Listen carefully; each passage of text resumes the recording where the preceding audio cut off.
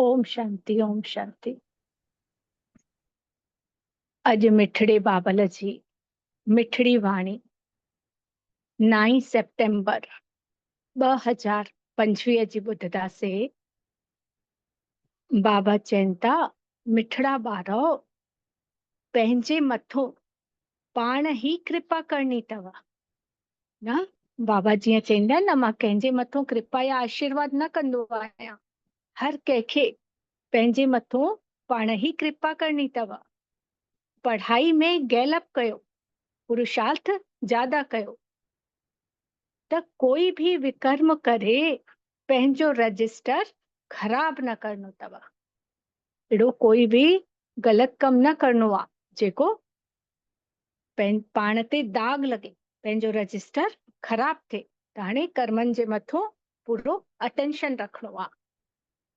प्रश्न पुछनि था बाबा, हिन ऊंची पढ़ाई में पास थियण जे लाइ मुख्य अहिड़ी कहिड़ी सिख्या था ॾियनि? बाबा जंहिंजे लाइ कंहिं ॻाल्हि ते विशेष अटेंशन खपे न। बाबा अहिड़ी कहिड़ी अॼु सिख्या था ॾियनि, जंहिंजे लाइ कहिड़ी ॻाल्हि था ॿुधाइनि जंहिंजे लाइ विशेष अटेंशन खपे पढ़ाई में पास थियण जे लाइ? त बाबा चवनि था, पढ़ाई में पास थियणो अथव त अखियूं ॾाढियूं ॾाढियूं पवित्र थियण खपनि। कल भी बाबा ने छा चए, अखियूं कीअं हुजनि? हमेशा सिविल हुजे, मतलब अखियुनि सां कुछ भी अहिड़ो बुरो न ॾिसो। छो त अखियूं ही अहिड़ियूं पहिरियूं आहिनि, जीअं पहिरियों अखियुनि सां ॾिसंदासीं, दृष्टि सां ॾिसंदासीं, तॾहिं वृत्ति ऐं कृति ठहींदी। वृत्ति में वेंदो, संकल्प में वेंदो, ऐं उहो ई वरी असांजो हथनि सां कर्म थी वेंदो आहे। त इन जे लाइ बाबा चवंदा आहिनि न, मूवी वग़ैरह फिल्मियूं ॾिसण लाइ बि छो मना कंदा आहिनि बाबा? ताकि जेको जेको अखियुनि सां ॾिसंदासीं उहो ई असांजे अंदरि वेंदो। त बाबा चवनि था, अखियुनि जी ॾाढी संभाल करणी अथव, छो त इहे अखियूं ही धोखो ॾींदियूं अथव, इहे ही क्रिमिनल थियूं ठाहिनि पियूं। त शरीर खे ॾिसण सां ही कर्मेंद्रियुनि में चंचलता ईंदी आहे। अहिड़ी कोई गंदी चीज ॾिसंदा आहियूं विकारनि वारी, तॾहिं ही विकार ज्यादा जगदा आहिनि।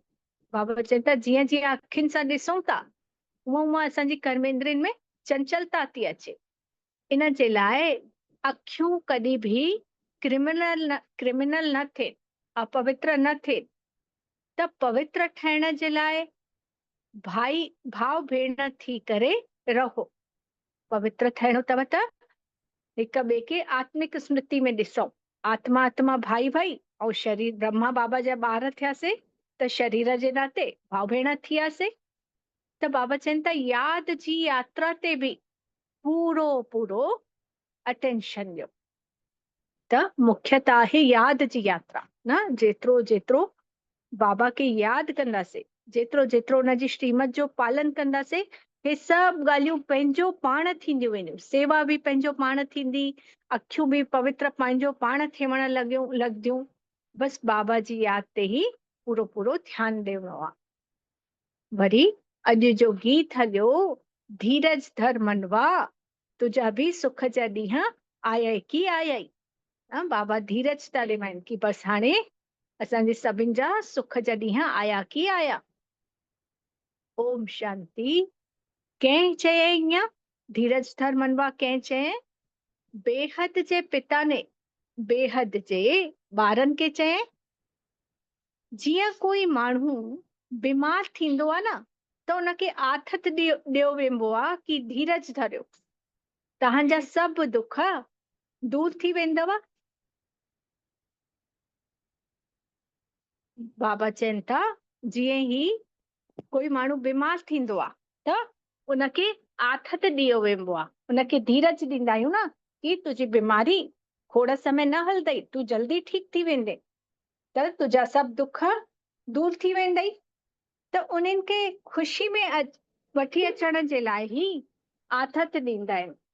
बाबा चवनि था, जेके बीमार आहिनि उन्हनि खे ख़ुशी में वठी अचण जे लाइ आथत ॾींदा आहिनि। त हाणे त उहे आहिनि हद जूं ॻाल्हियूं न, जेके माण्हुनि खे आथत था ॾियूं त उहे आहिनि हद जूं ॻाल्हियूं। पर इहे त आहिनि बेहद जी ॻाल्हि। इन जे लाइ केतिरा ढेर ॿार हूंदा त सभिनि खे दुख मोह छॾाइणो आहे न बाबा जा। हाणे केतिरा ई ॿिया ॿार आहिनि जेके दुखी आहिनि, त उनखे दुखनि को छॾाइणो आहे असांखे। इहो बि ॿार ई ॼाणनि था। तव्हांखे भुलणु न खपे त बाबा आया ई आहिनि सर्व जी सदगति करण जे लाइ। सर्व जी सदगति करण वारो आहे त हिन जो मतिलबु बाक़ी सभु दुर्गति में आहिनि न। बाबा ही सभिनि जी सदगति करण जे लाइ आयो आहे। त बाबा चवनि था इन जो मतिलबु ॿिया सभु आहिनि जेके दुर्गति में आहिनि, तमो प्रधान आहिनि, किरियल आहिनि। त सारी दुनिया जा माण्हू, उन में बि ख़ासि भारत, आम दुनिया चयो वियो आहे, ख़ासि तव्हां ही सुख धाम में वेंदव। बाबा असां भारत वासियुनि खे ई सुख धाम में वठी वेंदा, ऐं बाक़ी सभु त शांति धाम में हली वेंदा। बाक़ी सभु आत्माऊं शांति धाम में पहिरों सभी आत्माऊं वेंदियूं,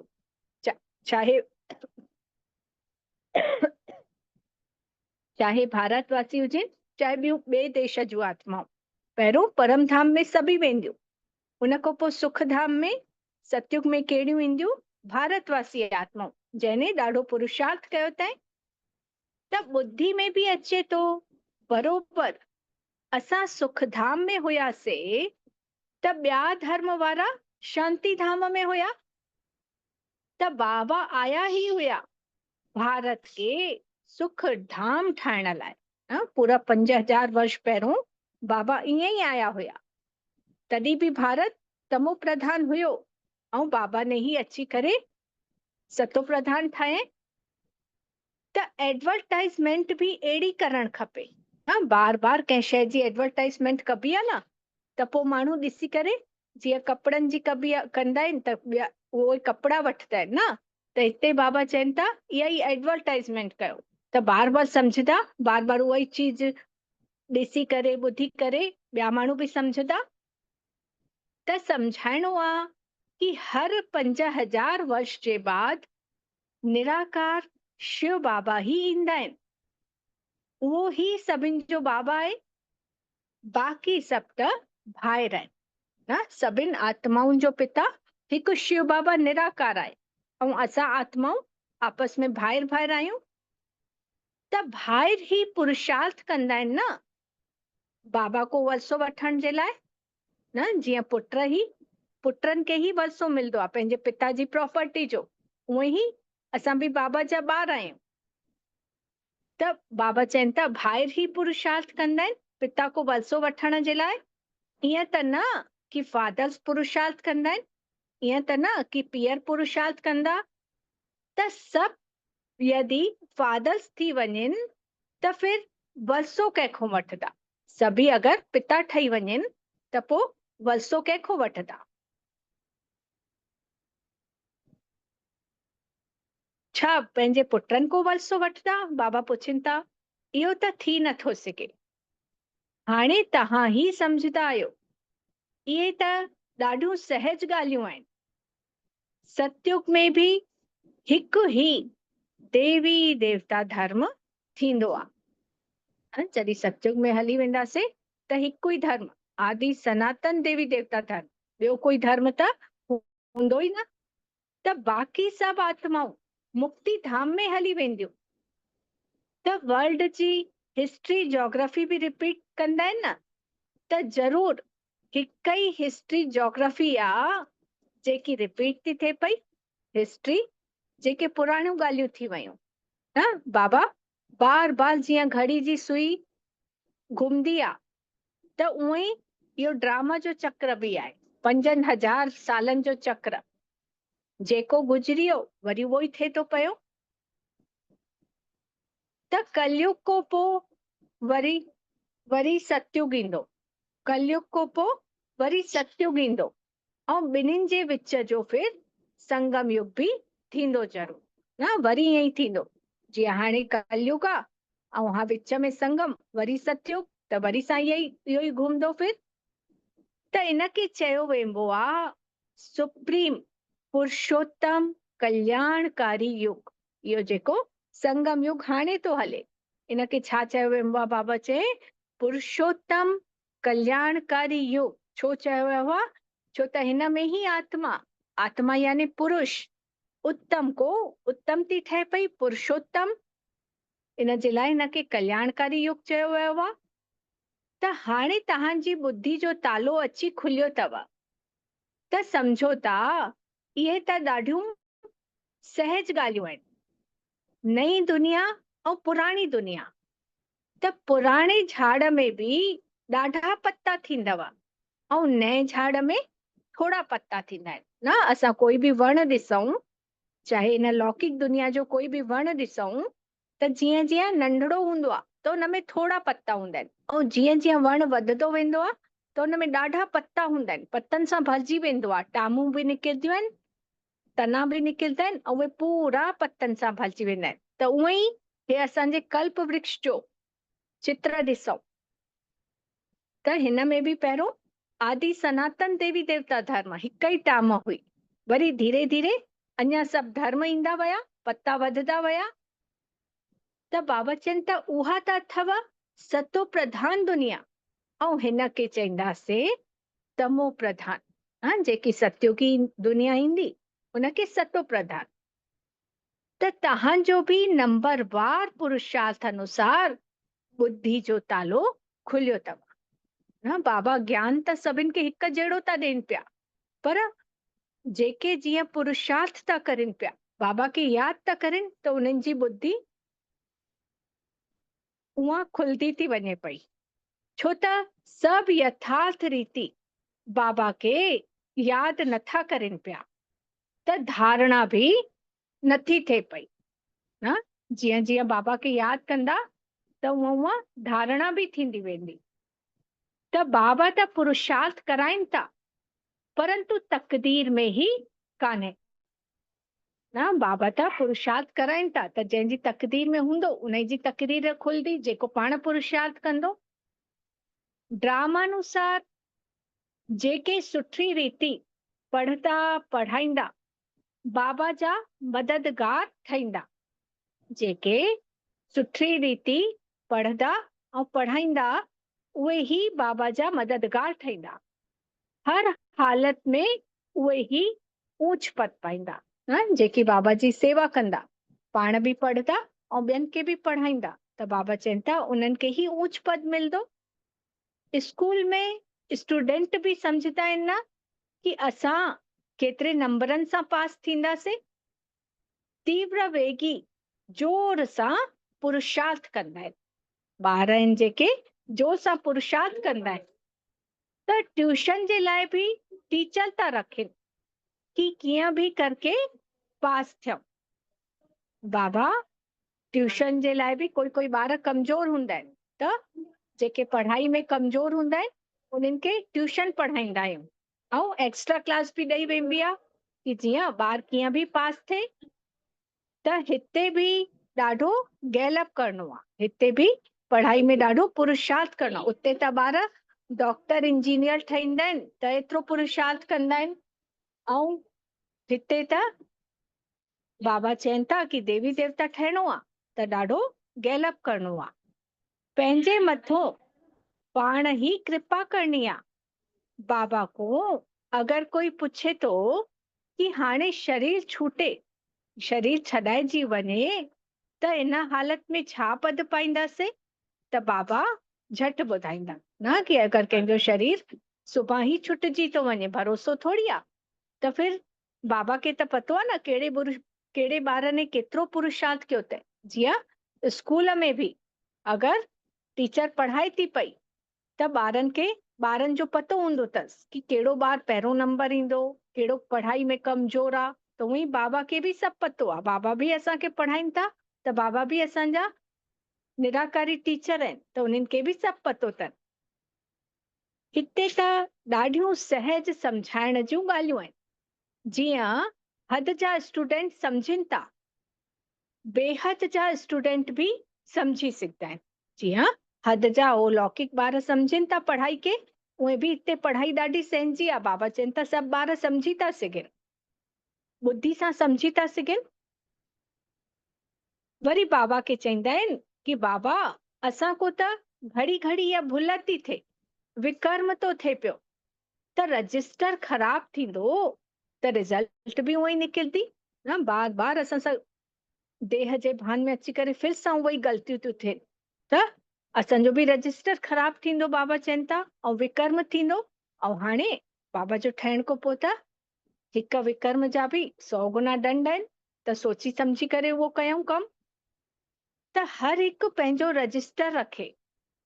यूं त ड्रामा अनुसार सभु नूंद थी वञे पई, खुद भी सम्झनि था कि असांजो रजिस्टर त ॾाढो ख़राब आहे न। हर हिक ॿार खे पंहिंजो पंहिंजो पतो आहे, केरु कीअं कर्म थो करे, केरु कीअं संकल्प थो हलाए, त हर हिक खे पंहिंजो पंहिंजो पतो आहे।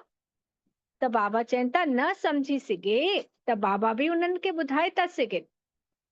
स्कूल में जीअं रजिस्टर सभिनि जो रखियो वेंदो आहे न, त इन जो त दुनिया में कंहिंखे बि पतो कान्हे। नालो त आहे गीता पाठशाला। जीअं स्कूल में ॿारनि जो रजिस्टर हूंदो आहे हिक हिक ॿार जो, हुनजो बिहेवियर कीअं आहे, उहो पढ़ाई में कीअं आहे, खेलकूद में कीअं आहे, सभु टीचर लास्ट में रिज़ल्ट में लिखी ॾींदा आहिनि। त बाबा चवनि था ईअं ई तव्हांजो रिज़ल्ट बि मां वटि आहे। त इहा त अथव गीता पाठशाला। वेद पाठशाला कॾहिं न चईंदासीं। वेद उपनिषद ग्रंथ आदि कंहिंजी बि पाठशाला न चईंदासीं।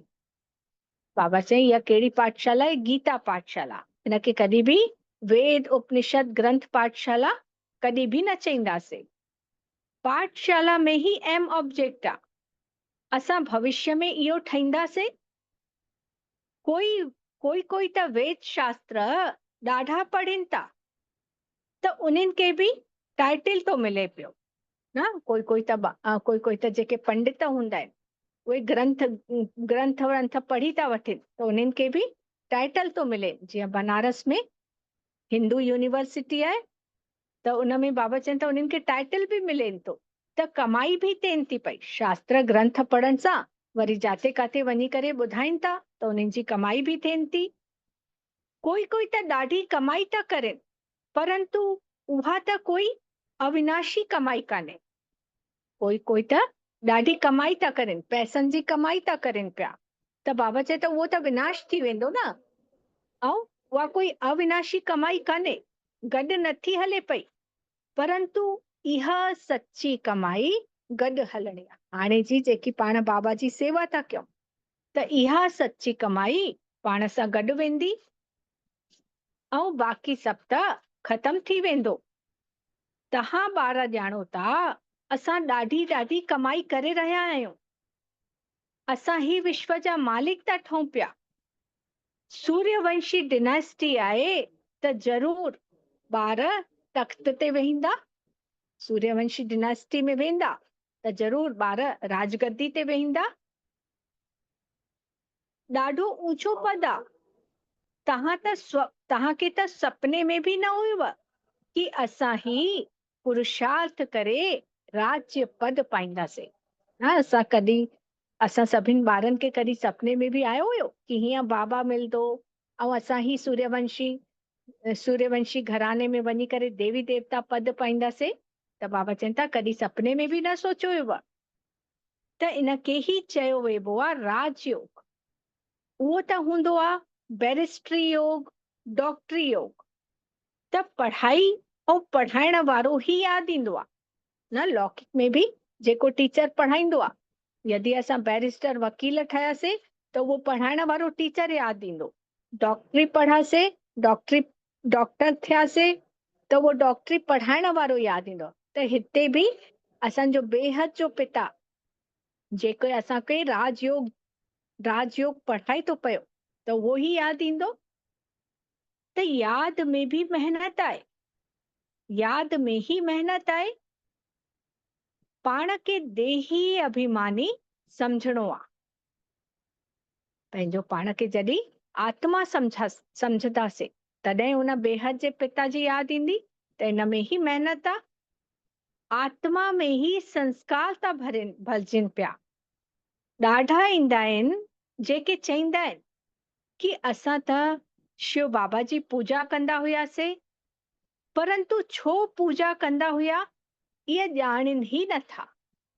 न जेके भक्ति जंहिंजी पूरी थी उनखे ई ज्ञान मिलियो। त बाबा चवनि था पहिरों बि असां सभिनि ने शिव जी भक्ति कई आहे, पर शिव जी भक्ति छो कंदा हुआसीं इहो कोई ॼाणे ही नथो। शिव खे ही बाबा चईंदा आहिनि न, ऐं ॿिए कंहिंखे त बाबा न चईंदासीं। हनुमान गणेश सभिनि जी पूजा कंदा आहियूं, पर ब्रह्मा जी बि त पूजा नथी थिए पई। हनुमान गणेश जी भी पूजा कंदा हुआसीं, लेकिन बाबा कंहिंखे चईंदासीं भोले भंडारी, शिव भोले भंडारी, शिव बाबा, उनखे ही बाबा चईंदा हुआसीं। त बाबा चवनि था कि हाणे त ब्रह्मा जी भी पूजा नथी थिए पई। अजमेर में भले मंदिर आहिनि, त उते थोड़ा ब्राह्मणी वञी करे पूजा कंदा हुया। ब्रह्मा जो केवल हिकु ई मंदिर आहे अजमेर में, ॿिए काथे त कोई मंदिर भी कान अथसि। त ब्रह्मा जी पूजा छो न थी? छो त उहा आत्मा भी पुरुषार्थी आत्मा हुई, संपूर्ण संपन्न न ठही हुई, इन जे लाइ उनजी भी पूजा नथी थिए पई। त अजमेर में भी भले मंदिर आहे, त उते भी थोड़ा ही ब्राह्मण वञी करे पूजा कंदा आहिनि, बाक़ी त उन जो भी गायन कुछ कान्हे।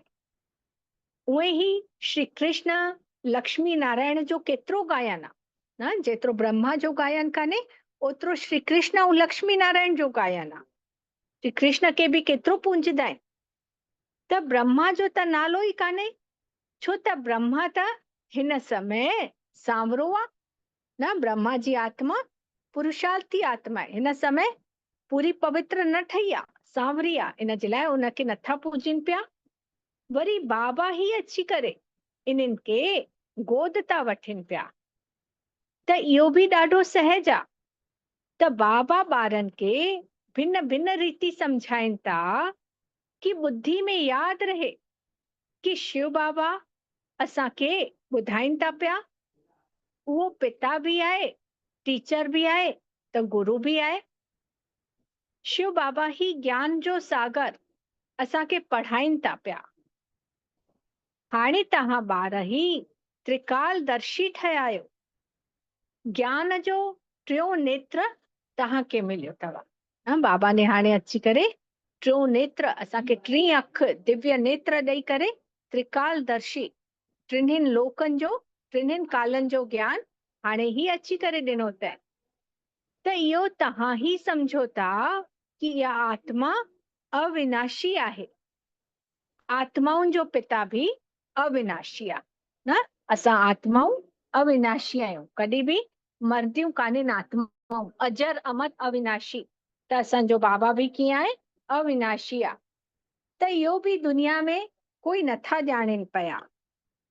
उहे त सभु पुकारदा आहिनि न कि बाबा असांखे अची करे पतित को पावन ठाहियो। ईअं न चईंदा आहिनि कि वर्ल्ड जी हिस्ट्री जोग्राफी ॿुधायो न। जंहिं आत्माउनि खे ज्ञान कान्हे उहे त सिर्फ़ इहो ई अची करे बाबा खे चईंदियूं आहिनि कि असांखे पतित पावन ठाहियो। त पतित को पावन, वरी पावन को पतित कीअं ठाहींदा आहियूं?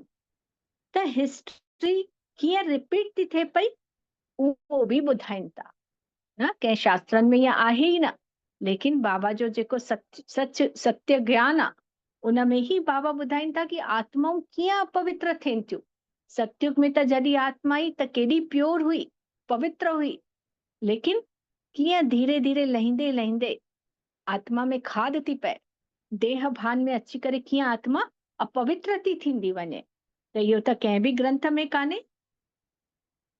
त बाबा चवनि था 84 जो चक्र भी आहे कि असां ही पतित छो ठहियासीं, वरी पावन ठही करे काॾे था वञणु चाहियूं। त माण्हू त सन्यासिन जे पास वञी करे छा था चवनि कि मन जी शांति खपे। माण्हू वेंदा आहिनि न, जेके साधु सन्यासी हूंदा आहिनि त उन्हनि खे चईंदा आहिनि कि असांजे घर में शांति कान्हे, त शांति कीअं अचे? ईअं न चईंदा कि असां संपूर्ण निर्विकारी पावन कीअं ठहूं।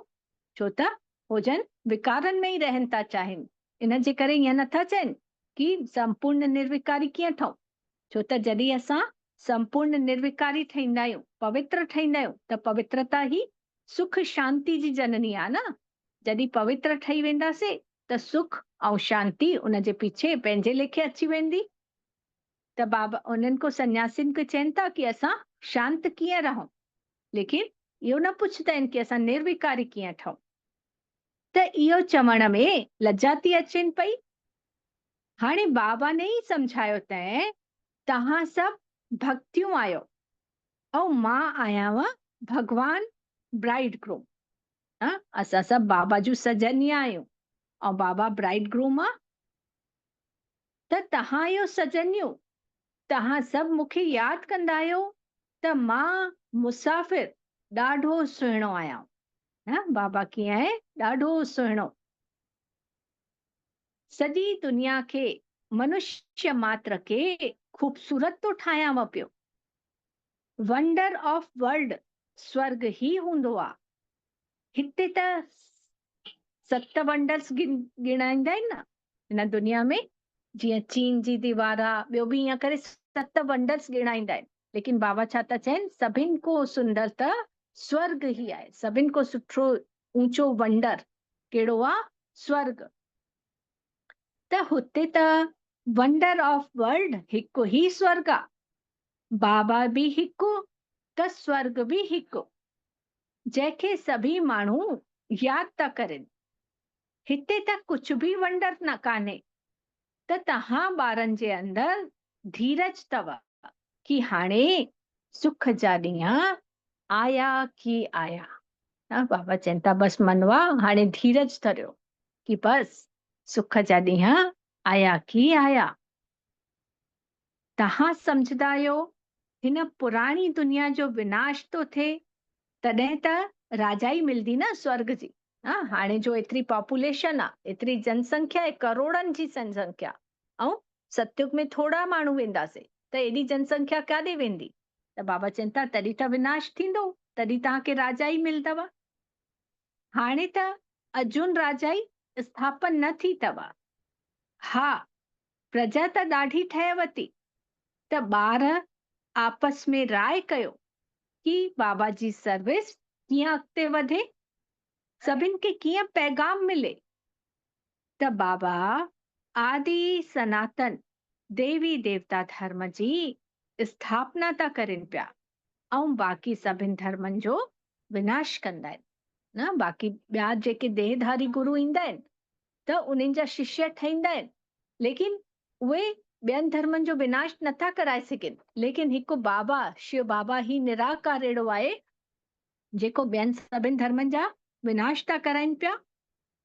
त अहिड़े बाबा खे केतिरो न यादि करणु खपे, जेको बाबा असांखे राज तिलक जो हक़दार ठाहे ऐं बाक़ी सभिनि जो विनाश था कराए छॾनि।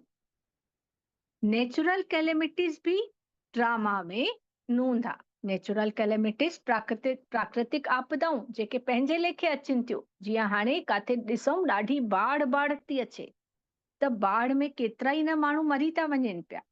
त कॾहिं काथे भूकंप ईंदो, काथे सूखो पईंदो, काथे बाढ़ ईंदी, तॾहिं त माण्हुनि जो विनाश थींदो। त हिन बग़ैर दुनिया जो त विनाश थी नथो सघे। बाबा चइनि था हाणे तव्हांजो इम्तिहान ॾाढो नज़दीक अथव। न तव्हांजी जेकी पढ़ाई पढ़ो था, त हाणे परीक्षाऊं अचणी अथव लास्ट में।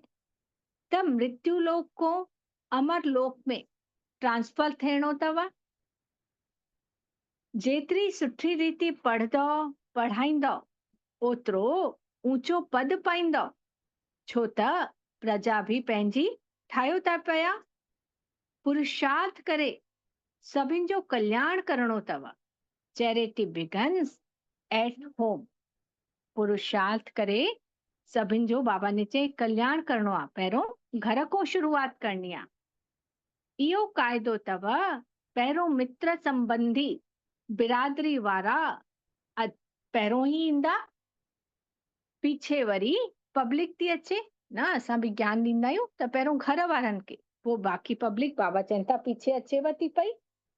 त शुरू में बि ईअं ई हुयो, आहिस्ते आहिस्ते वृद्धि थी, वरी ॿारनि खे रहण जे लाइ वॾो मकान ठाहिणो पियो, जंहिंखे ओम निवास चईंदा आहिनि। पहिरियों बाबा जी नंढी सी कुटिया हुई, जंहिंमें थोड़ा ॿार हुया। वरी जीअं जीअं ॿार वधिया त बाबा जो ओम निवास ठहियोसि, उते मुरली हलंदी हुई। वरी हाणे उहो बि नंढो थियण लॻो त हाणे शांति वन में केतिरो वॾो हॉल ठहियो आहे। हाणे उहो बि घटि थो पए पियो, त बाबा चवनि था जेतिरा जेतिरा ॿार वधंदा वेंदा त ओतिरी जॻह बि खपे, त ॿार ई अची करे पढ़ण लॻंदा। इहो सभु ड्रामा में हूंदा, जेको फिर सां रिपीट थींदो। इनखे कोई थोड़े ई बदिले थो सघे। इहा पढ़ाई त केतिरी ऊंच आहे, यादि जी यात्रा ही मुख्य आहे। मुख्य त अखियूं ही ॾाढो धोखो थियूं ॾियनि ना। बाबा ने फिर सां जो अखियुनि जे लाइ ॾाढो चयो अथईं कि अखियुनि जी संभाल कयो, संभाले करे ॾिसो कुझु बि। अखियूं ही क्रिमिनल थियूं ठाहेव। जॾहिं शरीर जूं कर्मेंद्रियूं चंचल थींदियूं आहिनि त कोई सुठे ॿार खे ॾिसूं था त बसि उन में फसी था पऊं पिया। छोकिरियुनि खे कोई सुठो सुंदर छोकिरियुनि खे ॾिसनि था त माण्हू उन में बि देह जे भान में फसी था पइनि पिया। त अहिड़ा ई दुनिया में केस था थियनि पिया ॾाढा। त गुरु जी बि क्रिमिनल आई थी वञे न। अॼुकल्ह त ॾिसूं कंहिंजे मथां भरोसो ई कान्हे। जेके देहधारी गुरु आहिनि उहे बि ग़लति ग़लति कम था करनि पिया। कई के त जेल बि हली आहिनि इन ॻाल्हियुनि जे लाइ, देहधारी गुरु। त हिते बाबा चवनि था क्रिमिनल आई बिल्कुलु न थियणु खपेव। भाव भेण रही करे थींदो तॾहिं पवित्र रही सघंदो। माण्हुनि खे छा पतो, उहे त सिर्फ़ हसी कंदा आहिनि। त शास्त्रनि में त इहे ॻाल्हियूं आहिनि ई न। बाबा चवनि था इहो ज्ञान प्राय लोप थी वेंदो न। सतयुग में वेंदासीं त ज्ञान जो स्वरूप थींदो असांजो, लेकिन इहो ज्ञान हूंदो ई न, छो त नेचुरल कैलेमिटीज़ में सभु बाबा जूं मुरलियूं दॿिजी वेंदियूं। फिर द्वापर को ये शास्त्र आदि ठहींदा। हाणे बाबा मुख्य ॻाल्हि चवनि था कि अल्फ खे यादि कयो त विकर्म विनाश थींदो। जेतिरो जेतिरो बाबा खे यादि कंदासीं त असांजा विकर्म विनाश थींदा वेंदा। पंहिंजो पाण खे आत्मा समझो।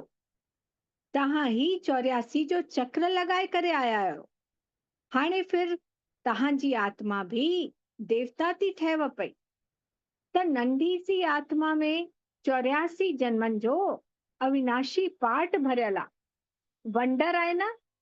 त अहिड़ो वंडर ऑफ द वर्ल्ड ॻाल्हियूं बाबा ही अची करे सम्झाइनि था। कंहिंजो त 84 जो, कंहिंजो त 50-60 भी जन्मनि जो पार्ट आहे न। हर कोई आत्मा 84 जन्म न वठदी आहे।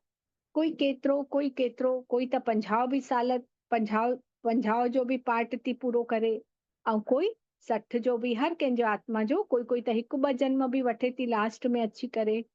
हर कंहिं आत्मा जो पंहिंजो पंहिंजो पार्ट आहे। त उहे ई परम पिता परमात्मा के भी पंहिंजो पार्ट मिलियल आहे। ड्रामानुसार इहो ही अनादि अविनाशी ड्रामा आहे। शुरू कॾहिं तो थिए, बंदि कॾहिं थींदो, इहो त चई नथा सघूं, छो त इहो अनादि अविनाशी ड्रामा आहे। इहे ॻाल्हियूं कोई नथो ॼाणे सघे। अच्छा, हाणे बाबा जो यादि प्यारा मिठड़े मिठड़े सिकी लधे ॿारनि प्रति मात पिता बाप दादा जो यादि प्यार ऐं गुड मॉर्निंग। रूहानी बाबा जी रूहानी ॿारनि खे नमस्ते। ऐं असां भी रूहानी ॿारनि जी मिठड़े मिठड़े रूहानी मात पिता बाप दादा खे यादि प्यार गुड मॉर्निंग ऐं नमस्ते बाबा नमस्ते। हाणे सार ॿुधंदासीं। हाणे इम्तिहान जो समय ॾाढो नज़दीक आहे न। परीक्षा जो समय ॾाढो नज़दीक आहे। इन जे लाइ पुरुषार्थ करे पंहिंजो ऐं सभिनि जो कल्याण करणो आहे। 1 मिंट न।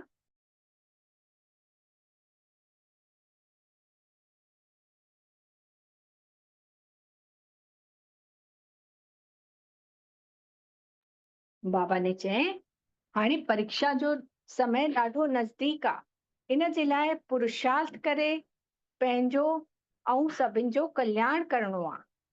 पढ़णो, पाण बि पढ़णो आहे, ॿियनि खे पढ़ाइणो बि आहे। चैरिटी बिगन्स एट होम, घर को शुरुआत करनी आहे पढ़ाइण जी। ॿियो बाबा ने चई देही अभिमानी ठही करे अविनाशी सच्ची कमाई जमा करणी आहे। पंहिंजो रजिस्टर रखणो आहे, कॾहिं बि कोई अहिड़ो विकर्म न थिए जंहिंसां रजिस्टर ख़राब थिए।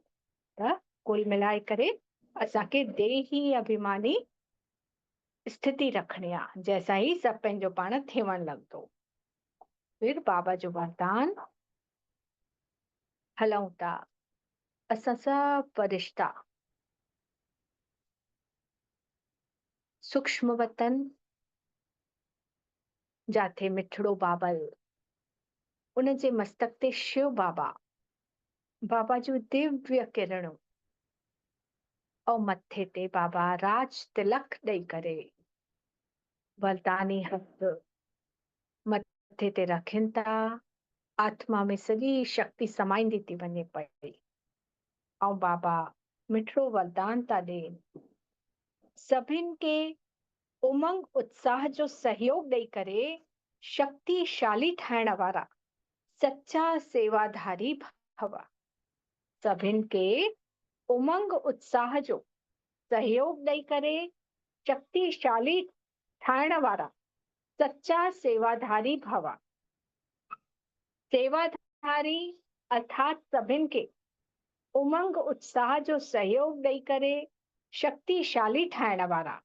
हाणे त समय बि ॾाढो घटि अथव ऐं रचना ज्यादा को ज्यादा अचण वारी आहे, त सिर्फ़ एतिरी संख्या में ख़ुशि न थी वञो कि ॾाढा अची विया। हाणे त ॾाढी संख्या वधणी अथव। इन जे लाइ तव्हां ने जेकी पालना वरिती अथव उन जो रिटर्न ॾियो। बाबा चवनि था कि बाबा को असां ॿारनि ने जेकी पालना वरिती आहे त उहो हाणे रिटर्न, जीअं बाबा को जेतिरो प्यार वरितो आहे, प्यार गुण शक्तियूं उहे हाणे ॿियनि खे ॾियणा आहिनि। छो त हाणे आख़िरी समय थिए थो त ॾाढियूं संख्या में आत्माऊं अचनि थियूं, सभु छो त दुखी आहिनि त जल्दी जल्दी डुकी डुकी करे अचनि थियूं। त बाबा चवनि था जेको तव्हांखे मिलियो अथव उहो ॿियनि खे ॾियो। त अचण वारियूं निर्बल आत्माऊं सहयोगी ठही करे उन्हनि खे बि समर्थ अचल अडोल ठाहियो, तॾहिं चईंदासीं सच्चा सेवाधारी। हाणे जेके आत्माऊं अचनि थियूं उहे कमज़ोर आहिनि, निर्बल आहिनि, त उन्हनि खे बि बल ॾियूं, शक्ति ॾियूं, उन्हनि खे बि अचल अडोल ठाहियूं। जीअं पंहिंजी स्थिति आहे उन्हनि जी बि स्थिति अहिड़ी ठाहियूं बाबा जो ज्ञान ॾेई करे। त बाबा चवनि था अहिड़ी सेवा कंदव तॾहिं चवराईंदो कि तव्हां ही सच्चा सेवाधारी आहियो। स्लोगन आहे, रूह के आत्मा के जॾहिं जीअं स्थिति में चाहो उअं स्थित करे वठो। इहा रूहानी ड्रिल ना, आत्मा राजा, जंहिं स्थिति में खणी वञो आत्मा खे। जीअं बाबा बि ड्रिल कराईंदा आहिनि न, कॾहिं कॾहिं फरिश्तो ठही वञो, कॾहिं निराकारी वतन में हली वञो, कॾहिं साकार में अची वञो। त उहा ई ड्रिल थोरी थोरी देर में कंदासीं त असांजी स्थिति बि शक्तिशाली ठही वेंदी। फिर बाबा ने अव्यक्त इशारे में चएं हाणे लगन जी अग्नि के प्रज्वलित करे योग के भी ज्वाला स्वरूप ठाहियो। त पावरफुल मन जी निशानी, पावरफुल मन जी निशानी सेकंड में जीअं चाहियूं उहे पहुची वञूं। पावरफुल मन सेकंड में असां जीअं चाहियूं उहे पहुची वञूं। त मन खे जॾहिं उड़णो अची वियो, प्रैक्टिस थी वई, त सेकंड में जाथे चाहियूं ओतिरो पहुची था सघूं पिया। हाणे हाणे साकार वतन में, हाणे हाणे परमधाम में त सेकंड जी रफ़्तार आहे। हाणे इन ई अभ्यास खे वधायो, न मन खे उहो ई उॾाइणो आहे। बाबा चए कि एतिरी देर बि न लॻे, तुरंत हिकु सेकंड में जाथे चाहियूं उते मन खे उॾाईंदा वञूं आत्मा खे। अच्छा, ओम शांति।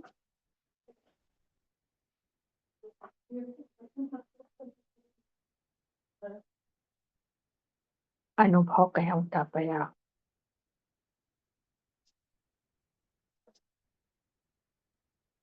मां आत्मा शक्तिशाली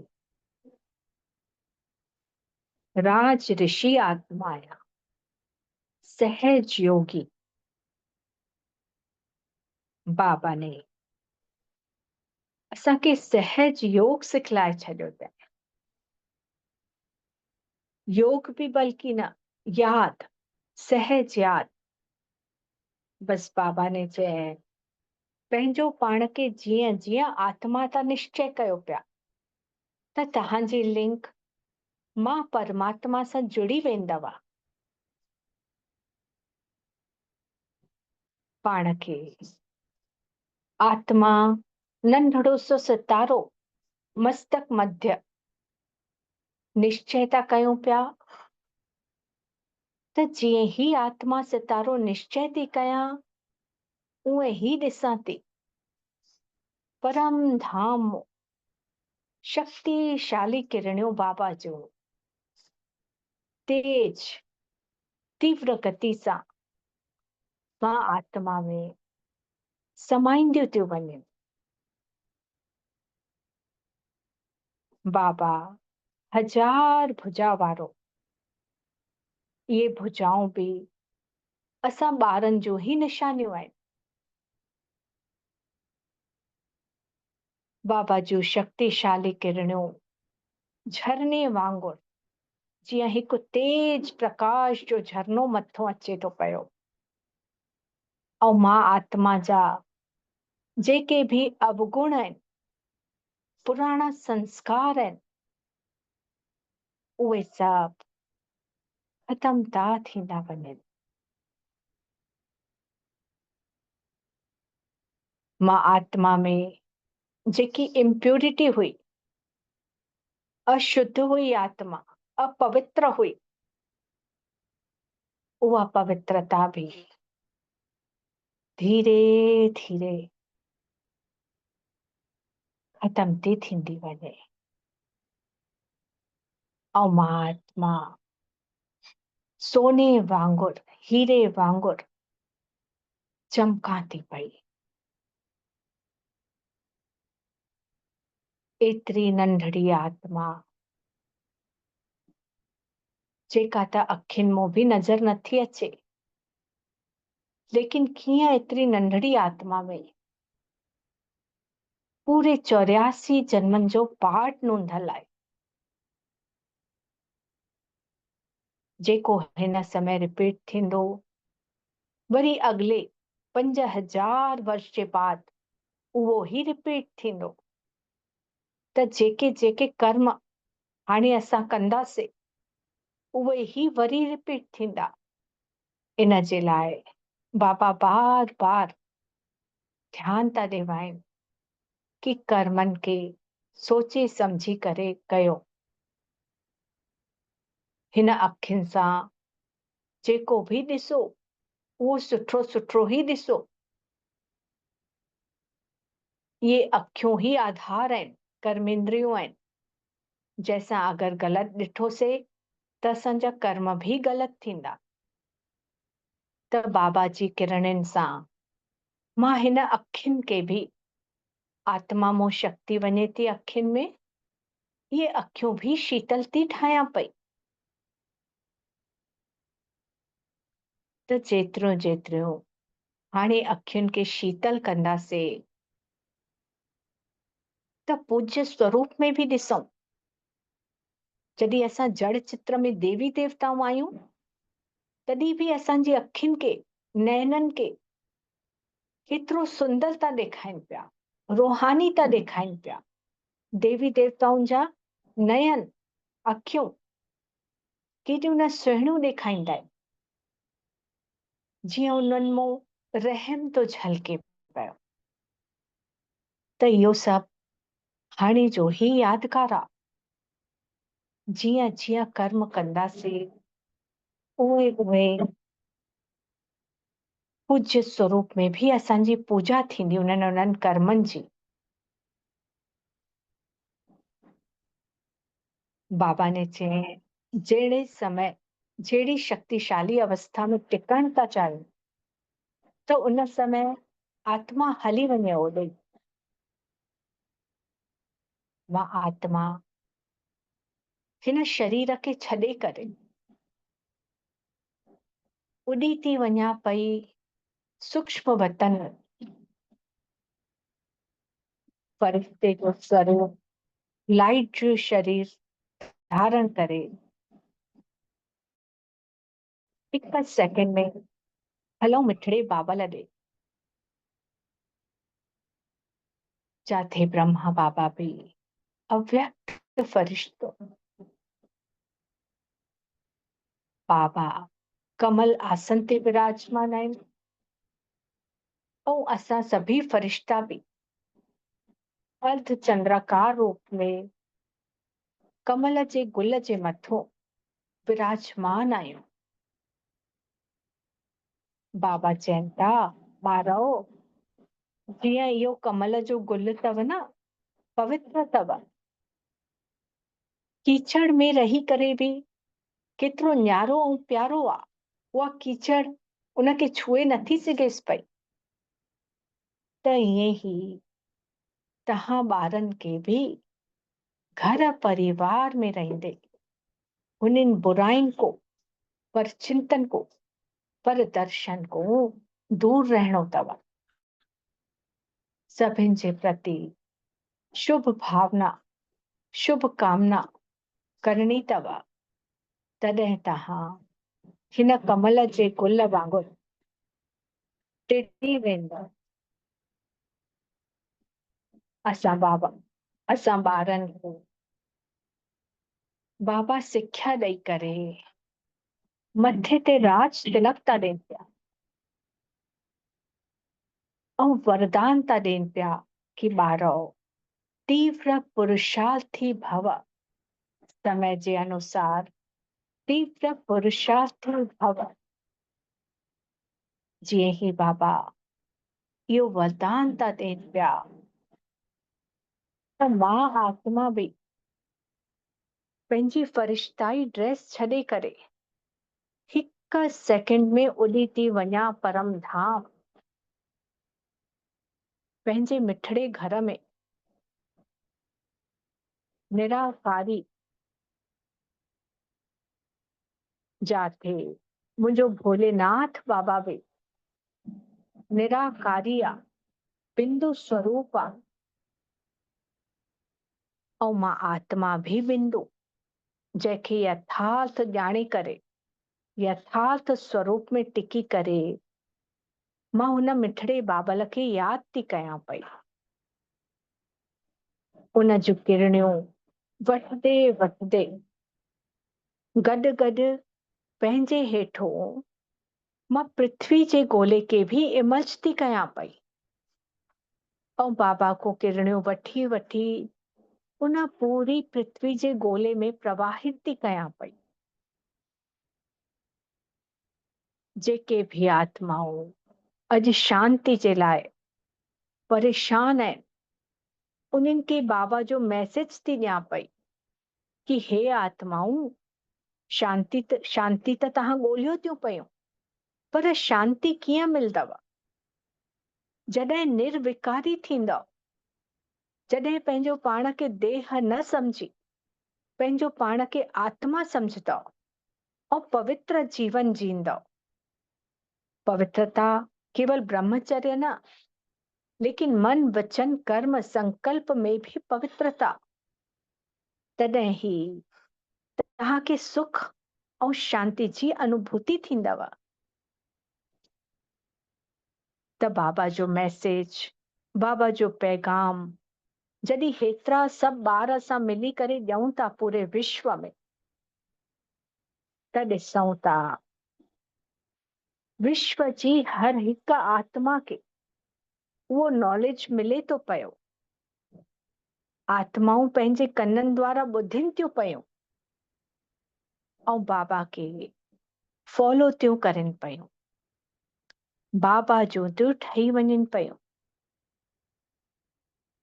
ऐं उन्हनि खे पको था कंदा वञूं, उन्हनि जी बि स्थिति अचल अडोल था ठाहींदा वञो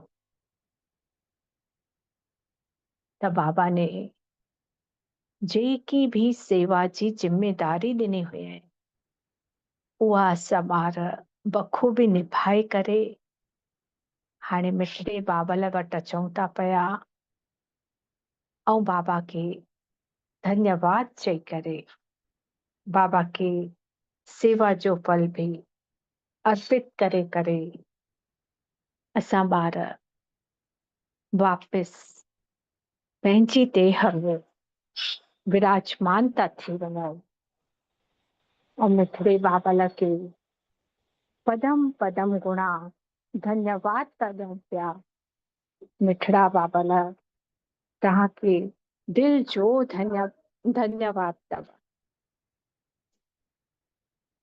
मिठड़े बाबा खे धन्यवाद तव्हां सभिनी आत्माउनि खे भी दिल जो धन्यवाद।